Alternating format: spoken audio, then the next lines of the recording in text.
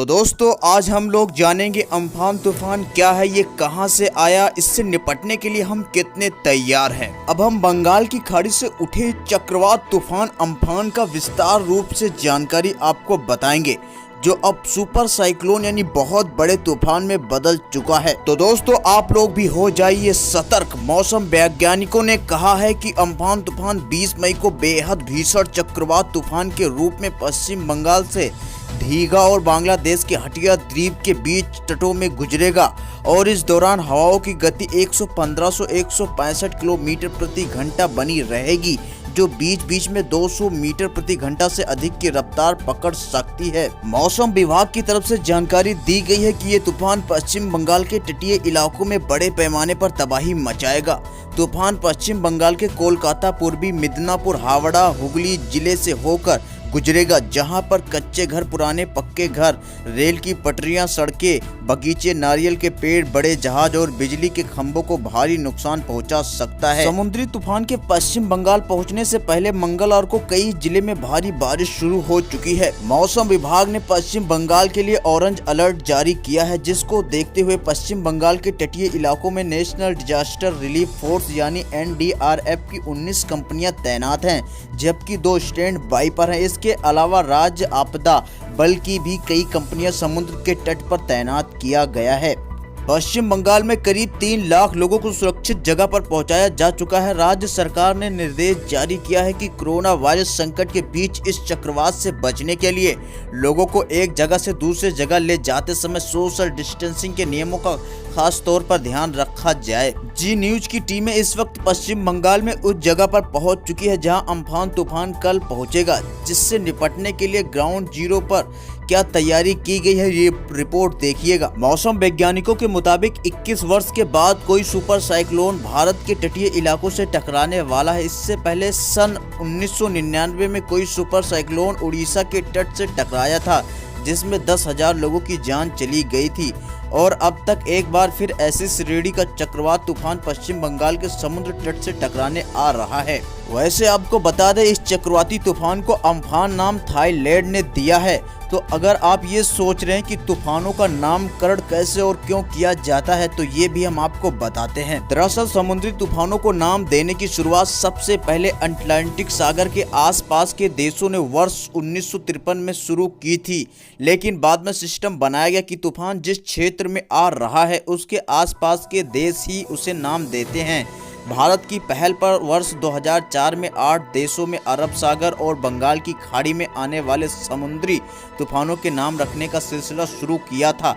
इन 8 देशों में भारत के अलावा Bangladesh, Maldives, Myanmar, Oman, Pakistan, Thailand, Sri Lanka शामिल थे। वर्ष 2018 में इस सिस्टम में ईरान, कतर, सऊदी अरब, संयुक्त अरब अमीरात और यमन को भी जोड़ा गया। इन देशों में तूफान के लिए पिछले महीने ही 169 नाम फाइनल किए गए थे, जिसमें से सभी 13 देशों ने 13 नाम शामिल हैं। तूफानों को नाम देने के पीछे कोई वजह है, जैसे कि नाम की वजह से लोग चेतावनी को ज़्यादा गंभीरता से लेते हैं। तूफान से निपटने के लिए तैयारी में मदद भी मिलती है, मीडिया को रिपोर्ट करने में भी आसानी होता है। लेकिन तूफानों के नाम तय करने के भी कई नियम होते हैं, जिसमें 2 नियम महत्वपूर्ण हैं। पहला ये कि नाम छोटा और सरल हो, जिससे लोग आसानी से बोल सकें और समझ सकें, और दूसरा नियम या कोई नाम सांस्कृतिक या धार्मिक रूप से संवेदनशील ना हो और न ही उसका अर्थ भड़काऊ हो। चक्रवाती तूफानों के नामकरण की तो बात हो गई, लेकिन अब सवाल ये है कि चक्रवाती तूफान क्यों आते हैं, ये भी आपको बताते हैं। जिस तरह पृथ्वी की सतह के ऊपर हवा होती है, उसी तरह समुद्र के ऊपर भी हवा होती है, और हवा हमेशा उच्च दाब से निम्न दाब वाले क्षेत्र की तरफ बहती है। जब हवा गर्म हो जाती है तो हल्की भी हो जाती है और ऊपर उठने लगती है। गर्मी के मौसम में जब समुद्र का पानी गर्म होता है तो इसके ऊपर मौजूद हवा भी गर्म हो जाती है और ऊपर उठने लगती है। गर्म हवा के तेजी से उठने पर नीचे की खाली जगह भरने के लिए ठंडी हवा तेजी से आ जाती है। इससे हवा चक्कर काटने लगती है और नमी से भरे बादल भी घूमने लगते हैं और तूफान पैदा होता है, जिसे चक्रवात कहते हैं। गर्मी और नमी जितना ज़्यादा होगा, चक्रवात तूफान उतना ही खतरनाक होगा। क्या आपको पता है कि चक्रवाती तूफान को अलग अलग जगह पर अलग अलग हिसाब के नाम से पुकारा जाता है, जैसे कि साइक्लोन, हैरिकेन, टाइफून। उत्तरी अटलांटिक महासागर और उत्तरी पूर्वी प्रशांत महासागर में आने वाले चक्रवाती तूफान कहलाते हैं और उत्तरी पश्चिम प्रशांत में आने वाले चक्रवाती तूफान को टाइफून और दक्षिणी प्रशांत और हिंद महासागर में आने वाले तूफान को साइक्लोन कहा जाता है। भारत में आने वाले चक्रवाती तूफान दक्षिणी प्रशांत और हिंद महासागर से ही आते हैं, इसलिए इन्हें साइक्लोन कहा जाता है। चक्रवाती तूफान के घूमने की दिशाएं भी अलग अलग होती हैं। पृथ्वी के आधे ऊपर हिस्से यानी उत्तरी गोलार्ध में आने वाले चक्रवाती तूफान घड़ी की सुई के चलने की दिशा यानी कि साइक्लोनोविस घूमते हैं, जबकि दक्षिणी गोलार्ध में आने वाले घूमने वाले घड़ी की सुई के चलने की विपरीत दिशा यानी कि एंटीक्लोविस घूमते हैं। भारत दक्षिणी गोलार्ध में भी, इसलिए यहाँ आने वाले चक्रवात एंटीक्लोविस घूमते हैं। भारत में उड़ीसा में, गुजरात में, आंध्र प्रदेश में, पश्चिम बंगाल में, तमिलनाडु में और केरल में जैसे तटवर्ती राज्य चक्रवाती तूफानों से ज्यादा प्रभावित होते हैं और अब अम्फान तूफान पश्चिम बंगाल के तट से टकराने वाला है।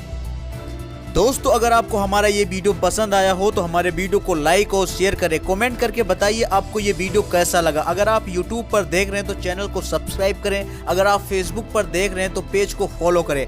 आप हमारी वेबसाइट www.nationalview.in पर जाकर लेटेस्ट जानकारी ले सकते हैं।